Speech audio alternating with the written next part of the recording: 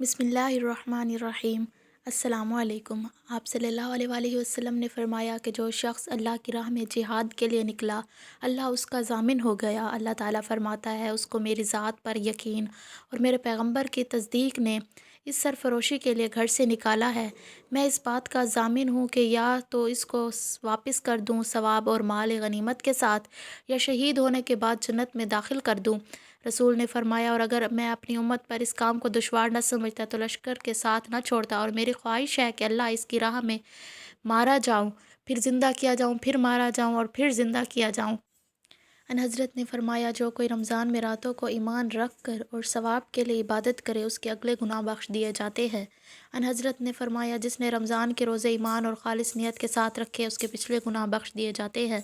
ان حضرت نے فرمایا، بے شک دین آسان ہے، اور جو شخص دین میں سختی اختیار کرے گا تو دین اس پر غالب آ جائے گا اور اس کی سختی نہ چل سکے گی۔ بس اس لیے اپنے اعمال میں پختگی اختیار کرو اور جہاں تک ممکن ہو میانہ روی برتو، اور خوش ہو جاؤ کہ اس طرز عمل سے تم کو دارین کے فوائد حاصل ہوں گے، اور صبح اور دوپہر اور شام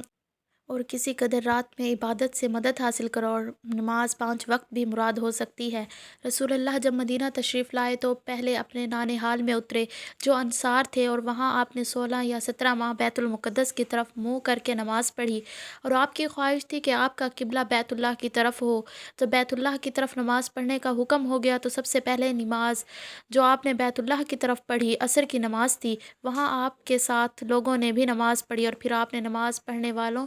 میں سے ایک آدمی نکلا اور اس کا مسجد بنی حارثہ کی طرف گزر ہوا تو وہ لوگ رکوع میں تھے۔ وہ بولا کہ میں اللہ کی گواہی دیتا ہوں کہ میں نے رسول اللہ کے ساتھ مکہ کی طرف منہ کر کے نماز پڑھی ہے۔ یہ سن کر وہ لوگ اسی حالت میں بیت اللہ کی طرف گھوم گئے، اور جب رسول اللہ بیت المقدس کی طرف منہ کر کے نماز پڑھا کرتے تھے، یہودی اور عیسائی خوش ہوتے تھے، مگر جب رسول نے بیت اللہ کی طرف منہ کیا تو وہ امر انہیں گوارا نہ ہوا۔ رسول اللہ نے ارشاد فرمایا، جب ایک بندہ مسلمان ہو جائے اور اس کا اسلام عمدہ ہو، یقین و خلوص کے ساتھ ہو، تو اللہ اس کے گناہ کو جو اس نے اس اسلام لانے سے پہلے کیا معاف فرما دیتا ہے، اور اب اس کے بعد کے لیے بدلہ شروع ہو جاتا ہے، یعنی ایک نیکی کے عوض 10 گنا سے لے کر 700 گنا تک ثواب، اور ایک برائی کا اسی برائی کے مطابق بدلہ دیا جاتا ہے، مگر یہ اللہ کے لیے اس برائی سے بھی درگزر کرے اور معاف بھی فرما دے، یہ بھی اس کے لیے آسان ہے۔ رسول اللہ نے فرمایا کہ تم میں سے کوئی شخص جب اپنے اسلام کو عمدہ بنا لے، یعنی نفاق اور ریا سے پاک کر لے، تو ہر نیک کام جو وہ کرتا ہے اس کے عوض 10 سے لے کر 700 گنا تک نیکیاں لکھی جاتی ہیں، اور ہر برا کام جو کرتا ہے تو وہ اتنا ہی لکھا جاتا ہے۔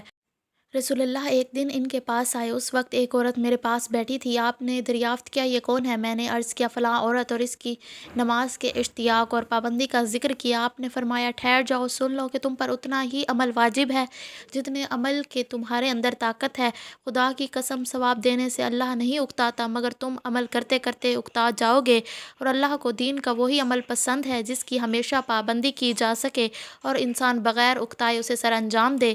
آپ نے فرمایا، جس شخص نے لا الہ کہہ دیا اور اس کے دل میں جو برابر بھی ایمان ہے، تو وہ ایک نہ ایک دن دوزخ سے ضرور نکلے گا، اور دوزخ سے وہ شخص بھی ضرور نکلے گا جس نے کلمہ پڑھا اور اس کے دل میں گیہوں کے دانے برابر بھی خیر ہے، اور دوزخ سے وہ بھی نکلے گا جس نے کلمہ پڑھا اور اس کے دل میں ایک ذرہ برابر بھی خیر ہے۔ ایک یہودی نے ان سے کہا کہ اے امیر المومنین، تمہاری کتاب قرآن میں ایک آیت ہے جسے تم پڑھتے ہو، اگر وہ ہم یہودیوں پر نازل ہوتی تو ہم اس کے نزول کے دن کو یوم عید بنا لیتے۔ آپ نے پوچھا، وہ کون سی آیت ہے؟ آپ نے جواب دیا، سورہ مائدہ کی یہ آیت، آج میں نے تمہارے دین کو مکمل کر دیا اور اپنی نعمت تم پر تمام کر دی اور تمہارے لیے دین اسلام پسند کر لیا۔